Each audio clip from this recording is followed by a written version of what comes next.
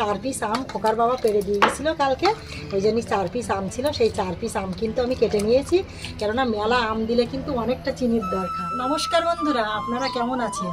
আমার জ্যোৎস্না ইউটিউব চ্যানেলে আপনাদের সকলকে জানাই স্বাগত। Good morning guys. দেখুন আজকের কিন্তু রান্নাটা একদম নিউ রান্না হচ্ছে। আর বাবা বলছে যে আজকের ডিম দিয়ে শুধু ঝাল করো, পেঁয়াজ দিয়ে, রসুন দিয়ে। আর আমার খোকা বলছে না মা, তুমি বাবার কথা শোনো না, আমার কথা শোনো, অল্প করে 2-4 পিস আলু দাও, দিয়ে কিন্তু ডিমটা ঝোল করো, করলে কিন্তু ভালো লাগবে। তা গাইজ দেখুন আজকের কিন্তু আমি খোকার মতেই কিন্তু রান্নাটা করছি।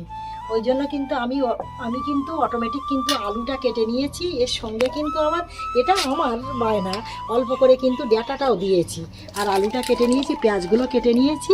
এই ডিমটা দিয়ে কিন্তু ঝোলটা করবো গাইজ। এই 6 পিস ডিম নিয়েছি, কেননা আপনারা তো জানেন যে আমরা 3টি মানুষ, যেহেতু 3টি মানুষ, দুপুরবেলা 3 পিস হবে আর রাত্রিবেলা কিন্তু 3 পিস হবে। আলুটা কেটে নিয়েছি, কেননা যেহেতু আমার খোকার বাবা বলছে যে উচ্ছে দিয়ে আর আলু দিয়ে একটা তিতো করো। আমার খোকা বলছে না মা, তিতোটা ভালো লাগবে না, কেন যেহেতু মাছ নেই, মাছ যদি থাকতো তাহলে কিন্তু তিতোটা ভালো লাগতো। ওই জন্যই খোকা বলছে মা এক কাজ করো, তাহলে উচ্ছে দিয়ে আলু দিয়ে ভাজা করো। ওই জন্য কিন্তু আমি ভাজার জন্য কিন্তু গাইস এটা কেটে নিয়েছি, উচ্ছিটা আর আলুটা কিন্তু ভাজা করব, ওই জন্য কিন্তু আমি কেটে নিয়েছি।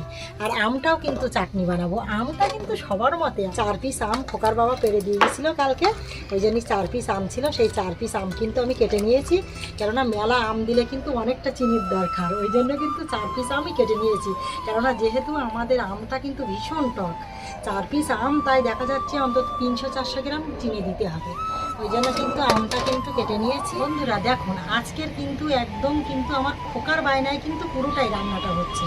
আমার খোকার বাবা বলছে অন্য রকম রান্না করার কথা, আর খোকা বলছে অন্য রকম রান্না করার কথা। খোকার বাবা যেটা বলছে খোকা সেটা উল্টোটাই বলছে। তা ঠিক আছে, অন্যদিন তো আমি খোকার বাবার বায়নায় কিন্তু রান্নাটা করি, আর আজকের কিন্তু আমি সম্পূর্ণ আলাদা খোকার বায়নায় কিন্তু রান্নাটা করছি।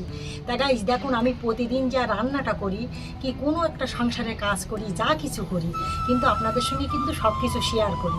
আমার শেয়ার করতে ভালো লাগে আপনাদের সঙ্গে। দেখুন আমি কিন্তু উনুনের ছাইটি কিন্তু বসে আছি, এই মাটির উনুনেই কিন্তু আমি প্রতিদিন রান্না করি। মাটির উনুনে কিন্তু আমার রান্না করতে ভীষণ ভালো লাগে। তো দেখুন গাইজ এই হাঁড়িতে কিন্তু আমি সোনামার জন্য খুদ আর লবণ দিয়ে দিয়েছি আটাটা। এই কথাটা কিন্তু আপনাদের প্রত্যেকটা ভিডিওয় কিন্তু বলি, কেননা যেহেতু আপনারা তো জানেন যে আমার সোনামা আছে, সোনামাদের জন্য কিন্তু আগে কিন্তু আমি খাবারটা রান্না করি, তারপরে কিন্তু আমাদের রান্না। আমি কড়াটাও কিন্তু উনুনের উপরে বসিয়ে দিয়েছি, আর এগুলো কিন্তু ঝাল, জিরে, মরিচ, তেল, লবণ সব কিছু কিন্তু এনে কিন্তু আমি একদম অটোমেটিক কিন্তু আমি জায়গায় বসে গিয়েছি। তা গাইজ দেখুন আমি এই ছোট্ট রান্নাঘরের ভিতরেই কিন্তু বসে বসে আপনাদের সঙ্গে ভিডিওটা করছি। আলুটা আর এই পেঁয়াজটা ডাঁটাটা কেটে নিয়েছি, এই ডিমের সঙ্গে কিন্তু রান্নাটা করব। আর এটা কিন্তু এই উচ্ছে আলুটা কেটে নিয়েছি, এটা কিন্তু ভাজা করব, আর এটা কিন্তু আমের চাটনিটা বানাবো। ওই জন্য কিন্তু আমি সব কিছু কিন্তু কেটে কুটে কিন্তু বসে গিয়েছি আপনাদের সঙ্গে শেয়ার করার জন্য। তা গাইস মেলা কিছু আপনাদের সঙ্গে বলবো না, আপনারা তো সব কিছু দেখে নিলেন, সব কিছু কিন্তু রেডি হয়ে গিয়েছে রান্নার। এখনও কিন্তু উনুনটা কিন্তু আমি জ্বালিনি, উনুনটা এবার কিন্তু আমি জ্বালবো। তা গাইস দেখুন যদি ভিডিওটি ভালো লেগে থাকে অবশ্যই লাইক কমেন্ট শেয়ার করবেন, আর কমেন্টটা করতে ভুলবেন না, লাইকটা করতে ভুলবেন না। পরবর্তী ভিডিওয় অবশ্যই দেখা হবে। তাহলে এখন আসি।